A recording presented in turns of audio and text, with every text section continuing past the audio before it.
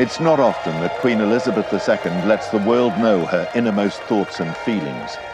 But at a lunch today at the Guildhall to celebrate 40 years on the throne, she did precisely that. Please be upstanding for Her Majesty the Queen. Her voice still hoarse from inhaling smoke and labouring under the weight of a cold, she delivered an unprecedentedly frank expression of personal sadness and regret. The stark admission of failure and a horrible year for the royal family could be seen as a plea for sympathy and forgiveness after what can only be described as a turbulent 12 months. But if it was public sympathy and forgiveness Her Majesty was hoping for, it might not be what she gets.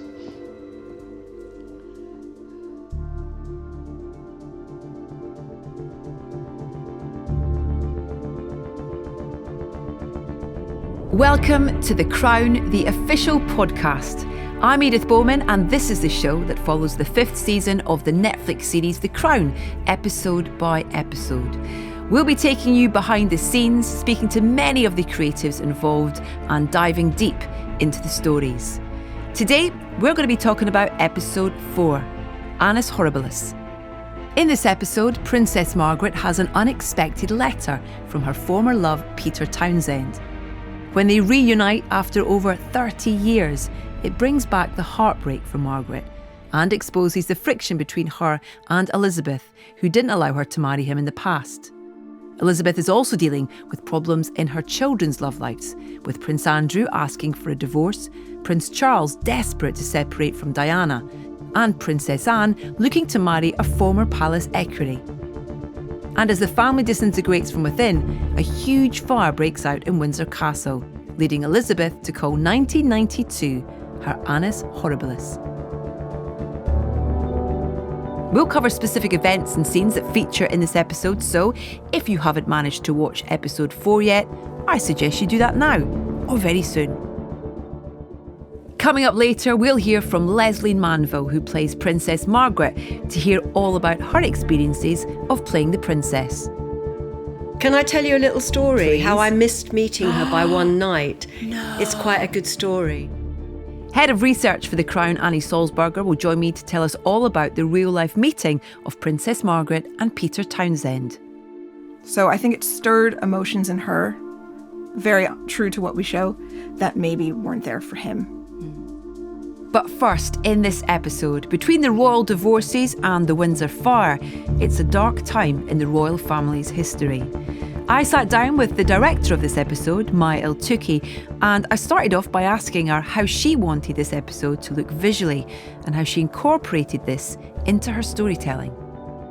Yeah, so we talked a lot about how to create suspense and tension in the visuality, almost like a sense of an impending doom. And so there are different tricks you can use as a storyteller, visual storyteller. And it's about camera movement, basically, and it's about mise-en-scène. How do the characters move around in the room and are part of creating new images. So that was very much part of our discussions. And then also the DOP I'm working with, Rasmus Hvidebæk. We strive a lot to work with light that looks as natural as possible. And so that naturalism also gives a, I think, obvious visual brutality, because you can't hide as much. And so, of course, we had like huge lamps and lights and all of that everywhere. So we put up lights, but we tried to make it look as natural as possible. And so I think that's part of the gloom as well. And obviously we grew up in Scandinavia and we were both trained at the Danish Film School. And I think there is a certain gaze. I never really thought about it before, but it's something that I spoke a lot with Peter about. What is the gaze? And I think it's something that just creeps in when you live in a country where it's dark, gets very, very dark in wintertime, and the light is quite cold. And just the gaze on the world is affected by where you grow up, and and so I think in that way it kind of crept in. But Peter, he keeps asking me, "Where's the dead body?" And where's your knitted sweater? because I think sometimes when he looked at rushes, he almost felt like he was watching a crime show, Scandi drama. because it's so dark and it's so dark and gloomy. I think it suits the show. Yeah, it works, and it's so fitting as well for those locations that we're talking about. You know, Windsor Castle is kind of this, all those kind of royal palaces and stuff, as grand as they are, they're so old. You know, and the ghosts of these places as well is something that's really interesting. Yeah, and there's almost like a Gothic, even though it's not Gothic architecture. There is a lot of wood and carpets. There's a lot of fabric here in England, I found out, also just like traveling around in different areas of the country. You like curtains and carpets and bedspreads and cushions all and very thick and throws heavy, you know. Yeah. Just to add colours, because we get cold so quickly. Not to be prejudiced. Yeah. But it also, I think, really sort of emphasises that devastation, kind of both physically and emotionally, that Elizabeth feels, that the Queen feels when, you know, her beloved Windsor Castle is affected like this. And it's also not just the castle, it's her. Yeah, and we talked a lot about, so all the marriages breaks down basically in the first half of the episode, and then the fire is around the middle. And so it's almost like a sense of being judged by God. Or that's what I wanted to create and recreate. The idea of the fire being like the final nail in the coffin, and that's the end of it all. And then she has to find a way to recover and rebuild, and she always does, which makes her a fantastic main character, because she's so incredibly strong. Yeah. And she just always gets up. And maybe that can have something to do with her faith, among other things. I think also it has to do with the personality type, but I think also has to do with faith and putting your faith in God. Please be upstanding for Her Majesty the Queen. My Lord Mayor, the anniversary of any occasion is a time to reflect. But in light of the events of the last 12 months, perhaps I have more to reflect on than most. 1992 is not a year on which I shall look back with undiluted pleasure. It has turned out to be an annus horribilis. No institution is beyond reproach, and no member of it either. The high standards we in the monarchy are held to by the public must be the same benchmark to which we hold ourselves personally. If we can't admit the errors of our past, what hope for reconciliation can there be? How was it working with Imelda? With all the actors, I had a fantastic collaboration. She's very, very inspiring to work with. She's incredibly smart. And so you have to get up early as a director to match just like an inch of that and intelligence. And so I found that our collaboration was very solid, and all actors work in different ways and need different things, I think, from a director. And so it's all about trying to find a language with the individual actor that inspires and can spark motivations and intentions in the scene. And so with all the actors, I try to get time to rehearse with them for us to find that language, because it makes it easier when we shoot and when we are under time pressure to know that we have a language together that we can return to. She's very thoughtful, and she knows a lot about her character. And that's also another thing when you're doing a TV show, that sometimes you step into, obviously, Peter's vision for the show. Yeah. But also that even though it was early in the season and it's a new cast, they still know a lot about their characters because they've thought about it and embodied the character months before the shooting starts. And so sometimes it's not about me telling them what their character is. It's about them telling me what they think their character is, and then finding a way where we can enhance that and make that become understandable and inspirational for an audience to look at. And also, I guess that part of that is them when there's relationships between characters of, I mean, Leslie and Margaret and Imelda as Elizabeth. You know, that relationship and that bond has been a constant throughout The Crown. But I don't know, it feels like that they've, obviously because Leslie and Imelda know each other and have worked together in the past, but they've brought something just really kind of deep and truthful, I think, to this relationship and this bond between these sisters. And it's, you know, it's interesting to watch that, particularly in this episode when Townsend's back on the scene and, you know, she's having this reflective moment, kind of almost what could have been and all that kind of thing. It's wonderful to watch. And I wondered if that was something that you were kind of privy to or observed or talked to them about, you know, the two of them, Leslie and Imelda, bringing their version, I guess, of this sisterhood. Yeah, so I spent obviously a lot of time with Imelda in rehearsals, and then I spent a lot of time with Leslie because the episode is divided between the sisters, and then we spent some time together, but not too much time. And it's also in terms of rehearsal that some actors likes to go on the floor, as we say in Scandinavia. I don't know what you say when you get up from the table, the reading table, and go to the floor. And some just want to sit by the table and be protected or protect their instinct and save that for shooting. But we talked a lot about the sisters and where they had been as sisters. I think they have an incredibly strong bond, also because they alone share their destiny. And I guess that's true for all siblings, or most siblings, that we share destinies and we are becoming each other's life witnesses if we have contact throughout a whole life. I think what also makes them so special is everything that they experienced. They were not, you know, Elizabeth were not supposed to become queen. And so because of her uncle abdicating, her father becomes king and then she becomes queen. And so it alters their life fundamentally. The longest living witness of that is Margaret and Queen Mother. And so I think having experienced that have tied them together.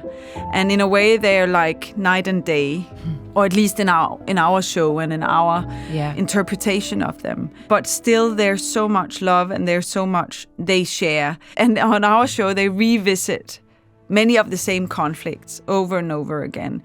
And I think it's interesting in this particular show because I think normally you would always strive to create new conflicts and to investigate new views and in order to entertain. But there's something, or at least I find personally, there's something incredibly touching and interesting in bearing witness to the sisters in the different seasons and see different faces and actors take on the conflict and the story, the history of a given character. You don't think I have reason to burn down my sister's home? Why would you do that? Because of what she denied me. Peter Townsend. What? Without sun and water, crops fail. Lilibet, let me ask, how many times has Philip done something? Intervene when you couldn't. Be strong when you couldn't be. Be angry when you couldn't be. Be decisive when you couldn't be. How many times have you said a silent prayer of gratitude for him and thought to yourself, if I didn't have him, I'd never be able to do it? How often? Peter was my son. my water. And you denied me him. I denied you as queen, not as your sister. The origins of that story with Ben Miles playing Townsend and Vanessa Kirby playing Margaret, going through that and living that experience. And Yes. now you can absolutely see a through line to that kind of pain that's still there in Leslie's performance. Yeah, and the fact that Margaret feels that even the queen does not even acknowledge the pain she has caused. And on the other side, Queen is saying, yeah, but I didn't deny you as your sister. I denied you as queen. So again, it's about preserving the crown, and this is the job. And so in a way, there's something beautiful about, or I find, and touching about human beings and the human condition, the fact that we go back and revisit the same conflict in a new wrapping over and over again through life. Yeah. The casting is always just pristine and perfect. And that goes, that's down to extras, to actors that may kind of turn up for a scene. And the casting of Timothy Dalton as the older Townsend is perfection. I just think that there's such tenderness to his performance and that relationship, and it's so wonderful watching those two on screen together. Yeah, and it was one of those things where, because historically on the show, the idea of casting a star to play a minor character or a character that has a big presence in a given episode, and historically on the show, it's not very usual. Usually we go for someone who is not too famous, basically, for those kind of characters. So it's something we discussed a lot. But I think given the fact that Townsend has such a profound impact on the family and on Margaret and the relationship between Margaret and Elizabeth, it makes sense to cast someone like Timothy Dalton in the character of Peter Townsend. When that kind of fell into place for me personally, I could just see that was completely the right choice to have someone like that to play him, because even though he pops into this episode and then when the episode is done, we never see him again, there's something, it makes sense in a way to give Townsend that leverage and to honor his legacy like that. And something we discussed a lot is that how seldom it is that you see a love story folded out with people of a certain age in fiction. And so that's also something that we talked a lot about, wanting to expose that, because we're so used to seeing with Vanessa and Miles, the old or the young Townsend and Margaret. It's very easy to be in that arena and because we're so used to seeing that kind of love on screen, young love.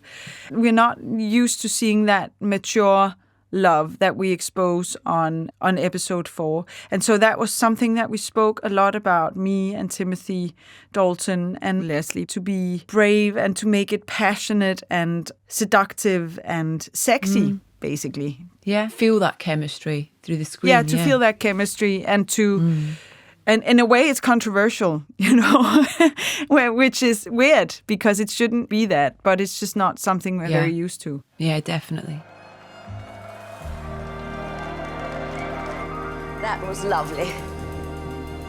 I hope we don't leave it another 40 years before meeting again.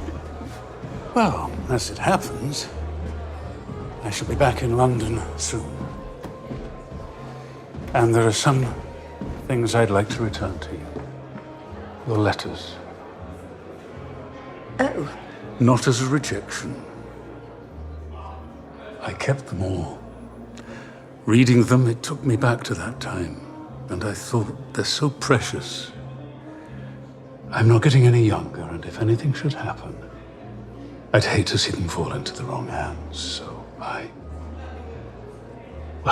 thought better with you. That's very thoughtful of you. As it happens, I kept all your letters, too. Every one of them. Good night, Peter. Good night, Your Royal Highness.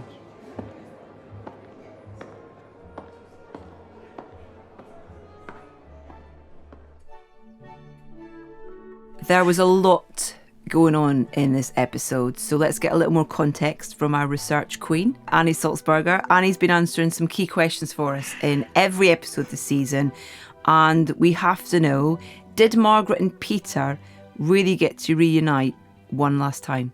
They did. Thank and you. It's lovely. Yeah, done. There are sources that say 91 they crossed paths, and she issues a invitation to come to lunch because he's due back in 92 for the Vanguard reunion, HMS Vanguard, which we show. And he's there actually with his wife in London, but his wife decides not to join them for the lunch because she believes they should have a moment together. Yes, it's very lovely. And, you know, by this point, Townsend had written an autobiography called Time and Chance. It was published in 1978 that divulged everything about their romance. And though it was respectful, it was still quite an indiscretion and it really hurt Margaret. So she actually hadn't spoken to him since that happened. She had had a friend of hers, a mutual friend, write to him and say, you know, why would you do this? He ignored that letter. So 1992 is the first time they've seen each other since 1958. And Wow. Yeah. And he is very happy. You know, he is still married to Marie Luce, who he married after his relationship with Margaret was very clearly not going to be able to move forward. And he has 3 kids, and they live in France. And he's a little curmudgeonly, we've been told. He's sort of that guy who's just like, well, in my time, but that's fine. He was a genuinely happy guy. And what's interesting is I think there was a sort of slight misunderstanding about what this reunion was for them. For her, we've read it was perhaps like a final reminder of what could have been. And for him, it really was like a final goodbye to a dear friend. He died 3 years later. So I think it stirred emotions in her, very true to what we show, that maybe weren't there for him. That last kiss in that episode is, I think, exactly right, which you can see. For him, it's a goodbye, and it's been so lovely to see you one last time. He's not aware he's dying, but I don't think he has any intention of coming back. And for her, it's a kind of a sort of reminder, a little frisson of that love that she had that got taken from her.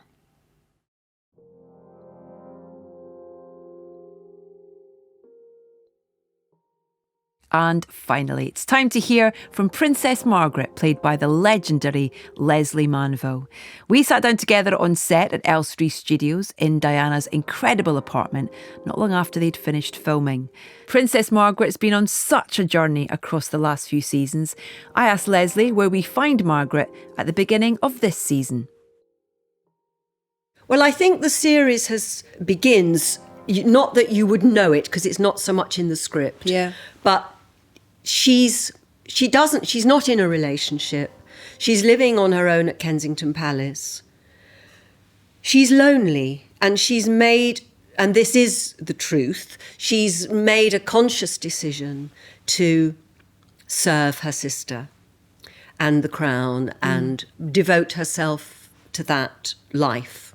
But when you get to episode 4, you have Peter Townsend in his farmhouse in France, married with children, grandchildren, hearing her on the World Service. He's coming to London to go to some ball that he suspects she'll be at, and he writes her a letter. And there's a lovely sequence where, you know, the letter's there on the tray in the morning, and, you know, she's feeding the dog, having breakfast in bed, having a bath, putting on some makeup, fiffy-faffing around all day, and then finally opens this letter and it's like, it's from him. Screaming at the telly going, open the letter! I know, open the letter! It's him! And of course it sends her into a bit of a flurry, you know, an inward flurry.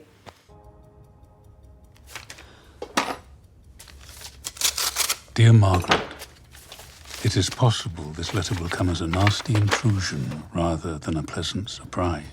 I'm planning a rare visit to London from the Ile-de-France and found myself wondering if you had any plans to attend the reception next week at the Caledonian Club. For the crew who served on HMS Vanguard. Peter Townsend. Yes. When was the last time you heard from him? Oh, it must be 35 years ago. Isn't HMS Vanguard where you and Peter Fell in love. Not sure it was love at the beginning. But of course it was love. At the very first glance. Although historically, by the time she'd been forced to spend 2 years apart from him, until, as the Queen instructed her, when you're 25, then you can make decisions for yourself, whether you want to give up your lineage to the throne, give up your privileged life and be literally Mrs. Townsend. You can make that decision at 25. He was sent to Belgium for 2 years. They didn't see each other. So he comes back into her life, and it makes her see the man she could have had, the man who she deeply loved, the life she could have had if he'd have been accepted into the royal family, and she wouldn't have had to make any compromises on her own position to be his wife. And she sees the lost love and looks at her life right now in the 90s, which is quite empty. And it fires up all of this stuff in her, emotional turmoil, and he gives her back the letters, and she opens all the letters, and it's heartrending stuff, and then gets quite angry with her sister. And it's got such a whole bittersweet full circle of, what he's there to tell her as well. The fact that he's dying, and you also then feel so sort of heartwarmed that they reconnected before he did. Yeah. To maybe in a way say to each other what they needed to say. And I think in looking at Margaret and Peter in the context of The Crown, all 60 episodes, it needed to be tied up, didn't it? It needed to have an ending. It had to have some closure. Yeah. So it's brilliant that it does. The lovely scenes in the ball, where they reunite, and it's lovely because there's a whole. It's almost like a little short film, really, because the arc of them kind of dancing around each other to then dancing with each other to the conversations that they have. It's beautiful to watch, and you see in your performance that old Margaret come out. Yeah. She's put up those barriers. She's kind of decided that this is what she's got to be. She's going to, and then you just see them fall away, and you see, it's wonderful to watch. Was that a fun scene to shoot? Yeah, it was lovely. And I think we all know that the royal family is shrouded in privilege, and you can have an opinion about that.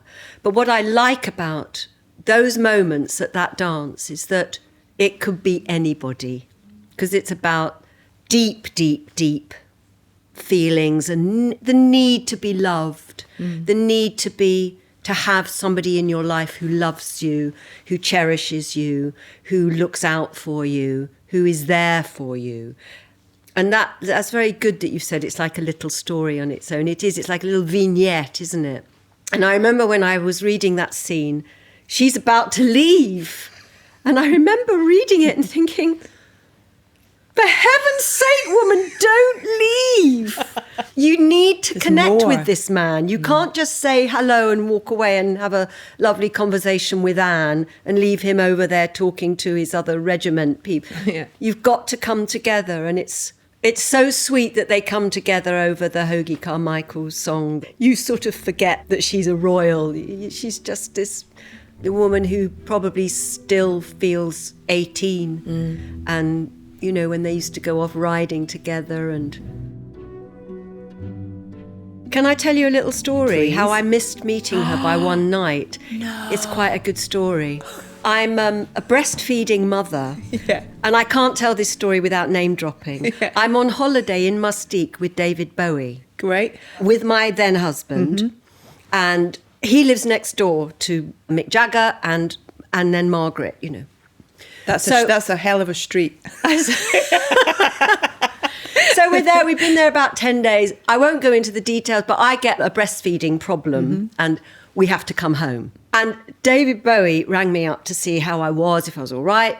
And he said, you missed a great night. I said, what did we miss?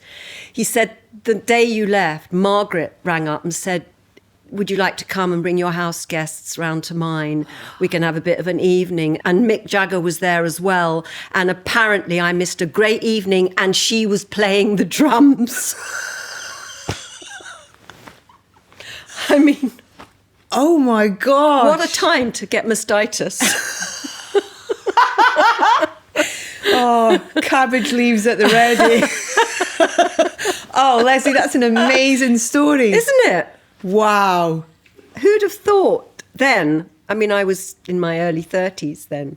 Was that period, that wasn't during this period that you were playing her in The Crown? No, then, earlier. Okay. Earlier. Okay. Yeah. Because that would have been bonkers, wouldn't it? I mean, that was around the time Helena was playing her and there were all those scenes in Musty. Yeah, of course, yeah. And she was having parties. Wow. And, I know. That's a great story. Did you have to keep it secret for a long time? Ages. Absolutely ages. Well over a year at least. Oh God, yes. Yeah. And because you and Imelda are friends, yeah. Did you know about each other? We did. Okay. I think we were, because when I met Peter, he said, Imelda, and we happened to be with the same agents. We also knew, I also knew because of that. Because then it got released that Imelda was going to be the Queen. Yeah. Obviously, you're going to press release that first. Mm-hmm. And then it was some time before it was me. And I had to do that with her mouth because she kept wanting to say, but Leslie's in it. Shh. It just seems so right that we're playing sisters. So brilliant. It really seems right. Stardust by Hoagy Carmichael. You play the piano yourself, of course. Yes, I had lessons from a young age. My sister had lessons in constitutional history, and I had piano. Is music your first love? One has many first loves. When one reaches a certain age, one cannot help embarking on an audit of the heart. A review. One considers all those loves, those dreams and youthful passions in the context of a whole life. And it's interesting to note what endures. Some that remain and become lasting loves, and some that fade and one realizes were probably never true loves at all. Thankfully, music has been a constant in my life, and I expect it shall remain so. Does this final record have any special meaning for you? It does have special meaning, yes. Episode 4, really focuses on Margaret. We have the Desert Island Discs recording. Is that useful that you had? I mean, I imagine that the archive of that is there for you to listen to. But is that a useful thing or is it not? In terms of you've got her actually, the recording of that, you can listen to it, you can be in that moment while she's doing it. Yes. Is that helpful or is it, do you kind of push it to one side? No, it was helpful. I mean, because we're not doing impersonations. Yeah. So it's useful because you could hear at certain times listening to that an attitude coming through. Yeah. I mean, I was quite surprised by her music choices. I mean, that really did surprise me. I thought there'd be more of the Hoagy Carmichael Stardust type of music in there. But I don't know how much of that would have been the front. You know, I've got to put the brass bands and the religious music. The Royal Desert Island Discs as opposed to... That's right. I'm not sure about that. I'll never know. But I think you should record another version of it. As Margaret. With your choices of what you think she should pick. Clearly she liked the Rolling Stones. Clearly. And the drums. Who knew?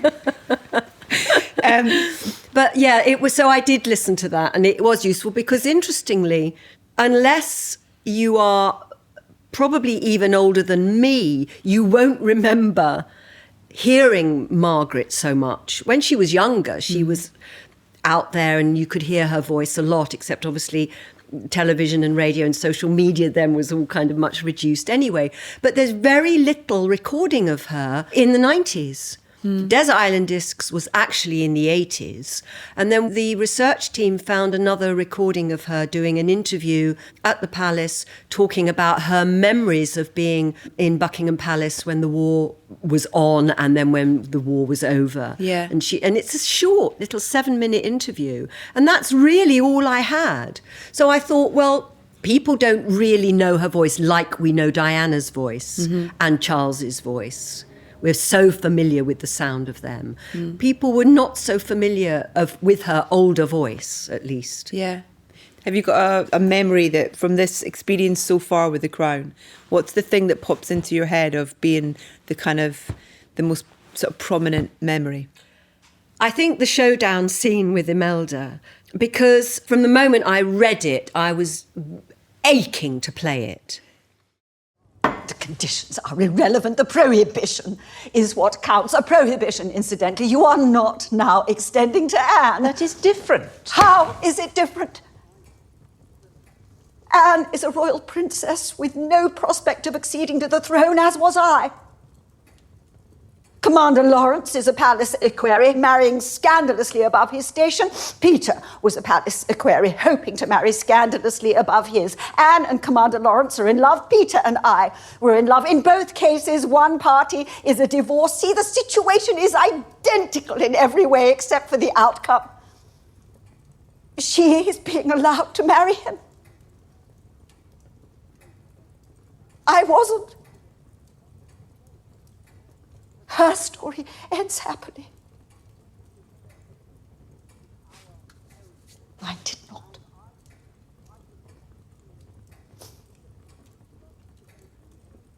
And yet, even after 40 years, you cannot bring yourself to acknowledge what happened to me and the part you played in it.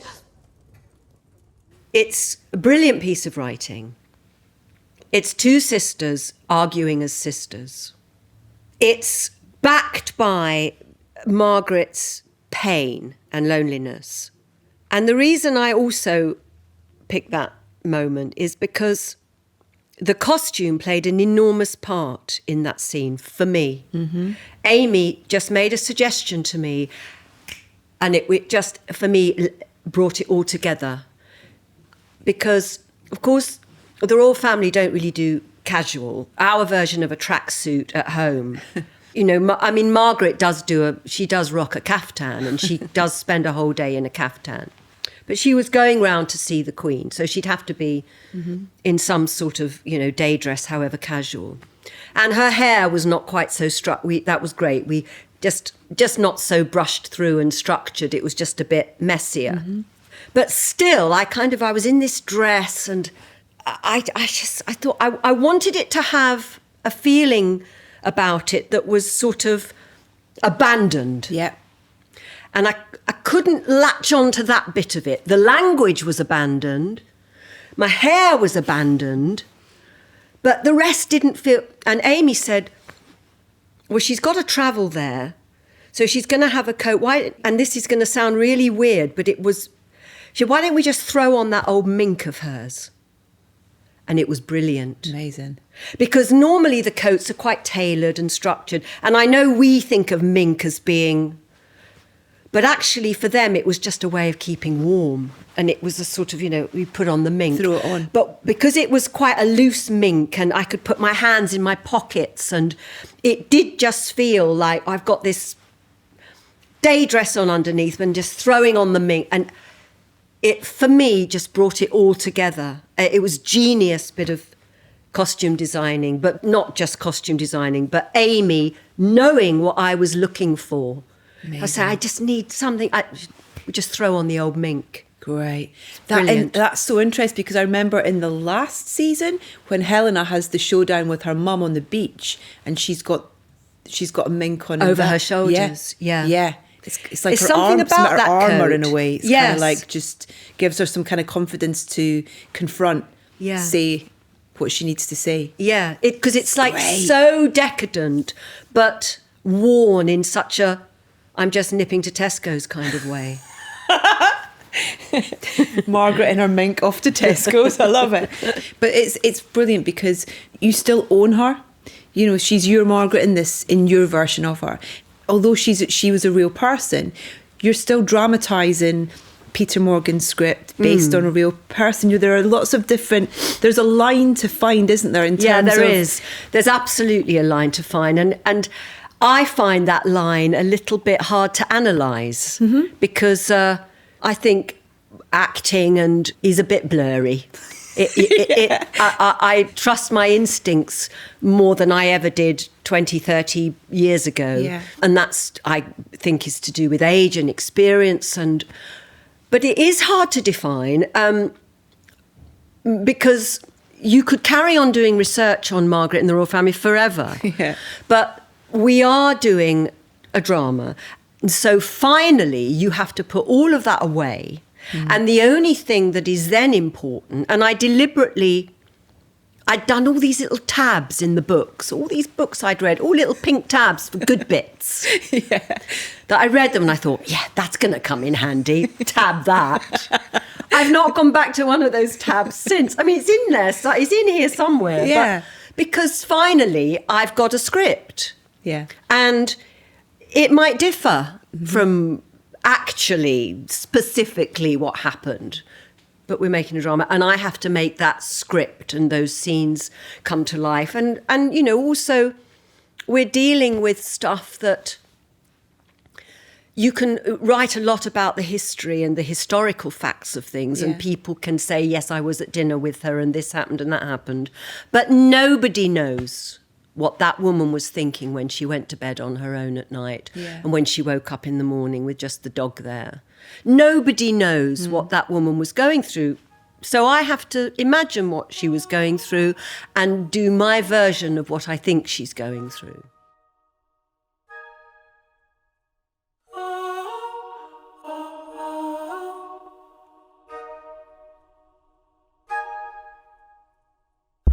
I'm Edith Bowman, and I'd like to give a special thanks to our guests on this episode, Mai El-Toukhy, Ali Salzberger and Lesley Manville. The Crown, the official podcast, is produced by Netflix and Something Else in association with Left Bank Pictures. Join me next time when I go behind the scenes of episode 5 of season 5 of The Crown, titled The Way Ahead. Prince Charles hopes to move on from Annus Horribilis and make changes to the system that will help secure not only the future of the monarchy, but his own position within it. However, the release of some intimate telephone recordings between Charles and Camilla destroys all of that. But can he rescue his public image and assert himself in what looks like a failing monarchy?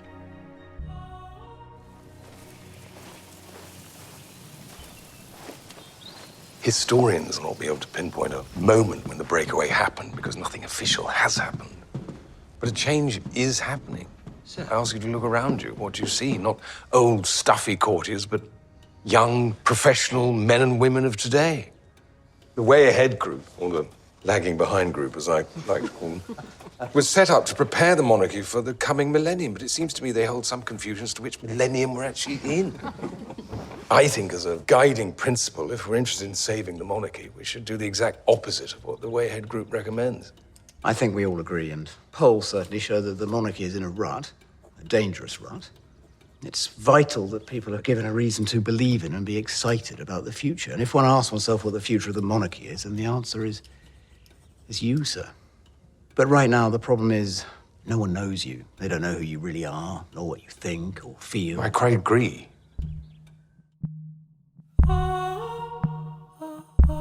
Subscribe now, wherever you get your podcasts.